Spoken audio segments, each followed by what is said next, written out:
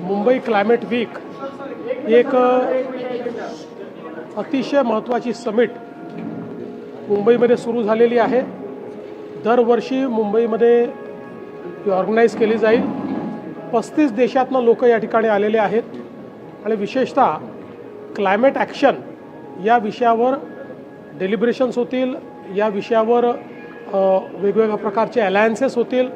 आज MMRDAने देखील काही चांगले अलायन्सेस क्लायमेट ॲक्शनवर घेतलेले आहेत आणि आपल्याला पुढच्या काळामध्ये विशेषतः क्लायमेट चेंजचा सामना करत असताना ज्या प्रकारे एअर क्वालिटी, वॉटर क्वालिटी आणि अर्थातच एकूणच आपली लाईफ क्वालिटी ही सुधारायची आहे, त्या दृष्टीनं ही कॉन्फरन्स अत्यंत महत्त्वाची आहे। क्लाइमेट चेंज को लेकर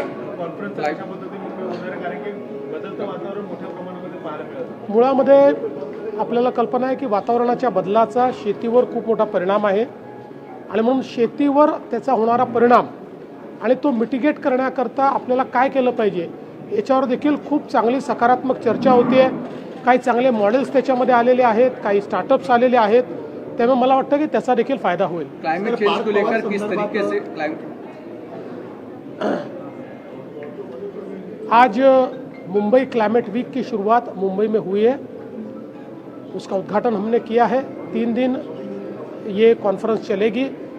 35 देशों से लोग इसमें आए हैं, बहुत हाई लेवल डेलीगेशंस आए हैं। क्लाइमेट चेंज पर जो हम लोग एक्शन लेना चाहते हैं उसके मद्देनज़र ये कॉन्फ्रेंस हो रही है। हम जानते हैं कि प्रधानमंत्री जी का एक बहुत बड़ा प्रायोरिटी का एरिया एक क्लाइमेट एक्शन है जो भारत में हम लोगों ने ऑलरेडी लिया हुआ है और अभी इस कॉन्फ्रेंस के माध्यम से अलग अलग देशों के एक्सपीरियंसेस, वहाँ पर बिजनेसेस, इंफ्रास्ट्रक्चर, खेती, ये सारे क्षेत्रों में उन्होंने किया हुआ जो बदलाव है उसके ऊपर चर्चाएं होगी। कुछ अच्छे स्टार्टअप्स भी इसमें आए हुए हैं। मुझे लगता है इसका एक बहुत बड़ा फ़ायदा होगा। आज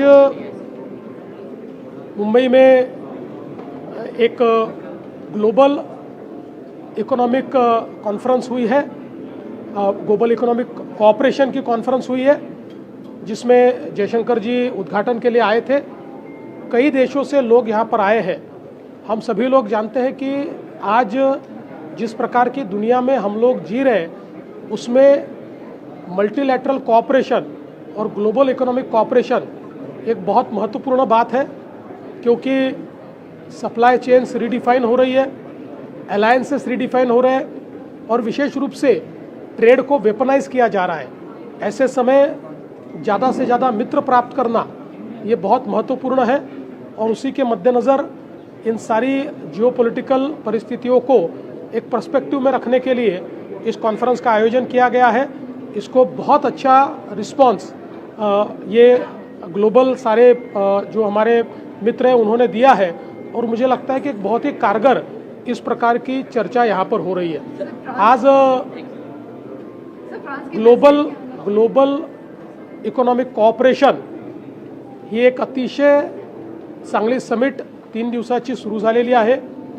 आज जगामध्ये विशेषतः अर्थव्यवस्थेच्या क्षेत्रामध्ये जी काही उथलपुथल चाललेली आहे त्याच्या पर्स्पेक्टिव्हमध्ये हे अत्यंत महत्त्वाचं आहे की जगातले वेगवेगळे देश, वेगवेगळ्या अर्थव्यवस्था एकमेकाशी कॉपरेट करतील, कोलॅबरेट करतील, नवीन त्या ठिकाणी एक प्रकारे सप्लाय चेन्स तयार होतील आणि या दृष्टीने या सगळ्या परिस्थितीवर डेलिब्रेशन करण्याकरता, त्यातनं एक नवीन स्ट्रॅटेजी चॉकआउट करण्याकरता ही कॉन्फरन्स आज मुंबईमध्ये झाली।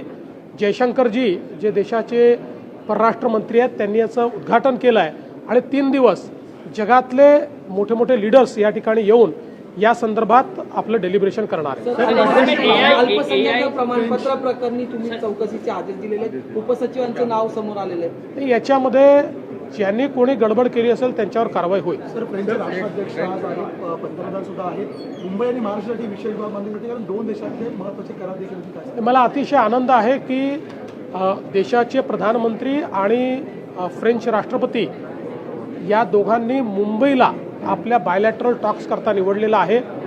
आपल्याला माहिती आहे की फ्रान्स आपला ट्रस्टेड पार्टनर आहे।